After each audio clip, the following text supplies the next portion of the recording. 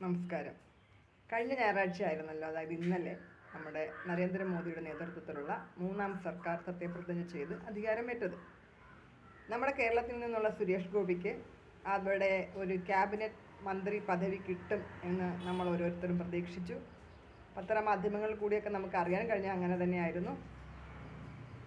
സത്യപ്രതിജ്ഞ ചടങ്ങിൻ്റെ ആ ഒരു നിമിഷത്തിൽ മാത്രമാണ് നമ്മൾ അറിയുന്നത് അദ്ദേഹത്തിന് സ്വതന്ത്ര ചുമതല പോലുമില്ലാത്ത ഒരു സഹമന്ത്രി സ്ഥാനത്തിൽ ഒതുക്കി ഇരിക്കുന്നു എന്നുള്ള സത്യം.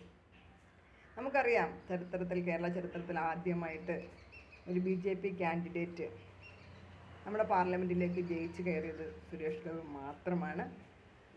അത് ഭയങ്കരമായ ശക്തമായിട്ടുള്ള ഭൂരിപക്ഷത്തിലാണ് അദ്ദേഹം ജയിച്ചു കയറിയത്. BJP പാർട്ടിയുടെ വോട്ടിലൊന്നുമല്ല. എല്ലാ പാർട്ടിക്കാരും, എല്ലാ ജാതി ഭേദമന്യേ എല്ലാവരും വോട്ട് ചെയ്തിട്ട് അദ്ദേഹത്തോടുള്ള വ്യക്തി താല്പര്യം കൊണ്ട് എല്ലാവരും വോട്ട് ചെയ്തു. അതിൻ്റെ പേരിൽ മാത്രമാണ് അദ്ദേഹം ജയിച്ച് ഇത്രയും ഭൂരിപക്ഷത്തിൽ കയറിയത്. അപ്പോൾ അദ്ദേഹം എന്തെല്ലാം ഒരുപാട് സേവന പ്രവർത്തനങ്ങൾ തൃശ്ശൂരിൽ കഴിഞ്ഞ കുറേ നാളുകൊണ്ട് ചെയ്യുന്നു. തൃശ്ശൂരിൽ മാത്രമല്ല, ഒന്നോർത്ത കേരളത്തിൽ തന്നെ എല്ലായിടവും ഒട്ടുമിക്ക സ്ഥലങ്ങളിലും അദ്ദേഹത്തിൻ്റെ കാരുണ്യ പ്രവർത്തികൾ, കാരുണ്യ സേവനങ്ങൾ, പിന്നെ ഇപ്പോൾ തൃശ്ശൂരിൽ തന്നെ മാതാവിന് സ്വർണ്ണ കിരീടം, അങ്ങനെയുള്ള ഒരുപാട് കാര്യങ്ങൾ ചെയ്തിട്ട് അവിടെ ഇവിടെ എല്ലാവർക്കും ആപത്ത് വരുന്ന അവിടെ ചെന്ന് അവരെ സഹായിക്കുന്നു.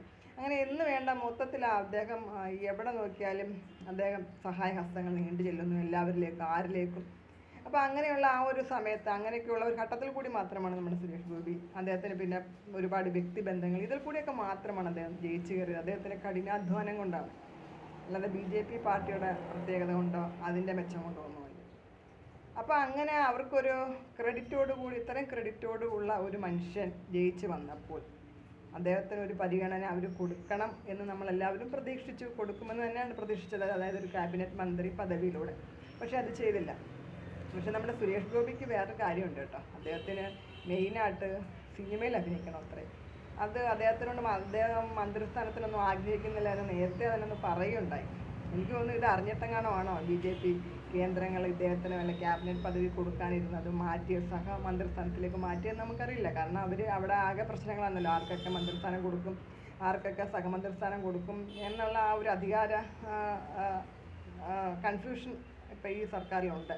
അപ്പോൾ അതുകൊണ്ട് ഒരാൾക്ക് താല്പര്യമില്ല, പിന്നെ എന്തിനാ അയാളെ നമ്മൾ കയറ്റുന്നത്, അദ്ദേഹത്തെ തട്ടിക്കളയാം എന്ന് വിചാരിച്ചിട്ട് അദ്ദേഹത്തെ മാറ്റിയതാണോ എന്ന് നമുക്കറിയില്ല. പക്ഷേ എനിക്ക് തോന്നുന്നു അദ്ദേഹം ഈ സഹമന്ത്രിയായിട്ട് അവിടെ സത്യപ്രതിജ്ഞ ചെയ്യേണ്ട കാര്യമില്ലായിരുന്നു. അദ്ദേഹം ഒരു MP ആയിട്ട് തൃശ്ശൂരിൽ തന്നെ താമസിച്ച് കാര്യങ്ങളൊക്കെ നോക്കുന്നതായിരുന്നു നല്ലതെന്നാണ് എനിക്ക് തോന്നുന്നത്. അപ്പോൾ അദ്ദേഹത്തിൻ്റെ സിനിമ ഫീൽഡിൽ അദ്ദേഹത്തിൻ്റെ വർക്കുകൾക്ക് പ്രശ്നം ഉണ്ടാവില്ലായിരുന്നു. തൃശ്ശൂരിലെ ആൾക്കാർ നല്ല രീതിയിൽ അദ്ദേഹത്തിന് സേവിക്കാൻ പറ്റുമായിരുന്നു, അവരുടെ കാര്യങ്ങൾ ഇടപെട്ട് നടത്താൻ പറ്റുമായിരുന്നു. ഇതിനൊക്കെയുള്ള സാഹചര്യ സമയം അതിൽ കൂടി അദ്ദേഹത്തിന് കിട്ടുമായിരുന്നു.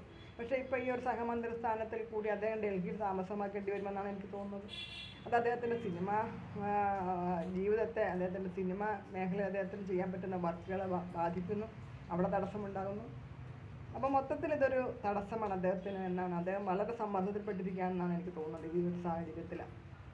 എനിക്ക് തോന്നുന്നത് എന്തായാലും അദ്ദേഹം ഒരു MP ആയിട്ട് തൃശ്ശൂരിൽ തന്നെ താമസിച്ചുകൊണ്ട് കാര്യങ്ങൾ സുഗമമായി മുന്നോട്ട് കൊണ്ടുപോകുന്നതായിരുന്നു അദ്ദേഹത്തിനും തൃശ്ശൂരുകാർക്കും നല്ലതെന്നാണ് ഇപ്പോഴത്തെ ഈ ഒരു സാഹചര്യത്തിൽ എനിക്ക് തോന്നുന്നത്. ഒരു സഹമന്ത്രിക്ക് എന്തൊക്കെ ചെയ്യാൻ പറ്റുമെന്നൊന്നും വലുതായിട്ടൊന്നും ചെയ്യാൻ പറ്റുമോ, കേരളത്തിലേക്കൊന്നും കൊടുക്കാൻ പറ്റുമെന്നൊന്നും എനിക്ക് തോന്നുന്നില്ല. അപ്പോൾ അദ്ദേഹം മറ്റൊരു കാലഘട്ടത്തിൽ പറയുകയുണ്ടായി, ഏതാണ്ട് 5 മന്ത്രിമാർ വേണം, അതായത് 10 വകുപ്പുകളുടെ കാര്യങ്ങൾ ഇദ്ദേഹം നോക്കണം, ഈ 5 മന്ത്രിമാർ കേരളത്തിൽ കൊണ്ടുവരണം, കേരളത്തിലെ കാര്യങ്ങളൊക്കെ അവരെയൊക്കെ അറിയിക്കണം. അദ്ദേഹം എന്താണ് ഉദ്ദേശിച്ചതെന്ന്, ആ വാക്കുകൾ കൂടി അദ്ദേഹം എന്താണ് ഉദ്ദേശിച്ചതെന്ന് എനിക്ക് മനസ്സിലായില്ല. എനിക്ക് നല്ല പ്രധാനമന്ത്രി സ്ഥാനം വല്ലതും വേണമെന്നാണോ അദ്ദേഹം ഉദ്ദേശിച്ചത്, അതോ അതിലപ്പുറം വല്ലതും വേണമെന്നാണോ, അതും അറിയില്ല. എന്തായാലും ഇപ്പോൾ ഒരു സഹമന്ത്രി സ്ഥാനത്തിൽ അദ്ദേഹത്തെ ഒതുക്കിയിരിക്കുകയാണ്. അദ്ദേഹം ഇതിലൊക്കെ എത്രയോ നല്ലതായിരുന്നു അല്ലേ, MP ആയിട്ട് തൃശ്ശൂരിൽ തന്നെ തുടരുക എന്നുള്ളത്.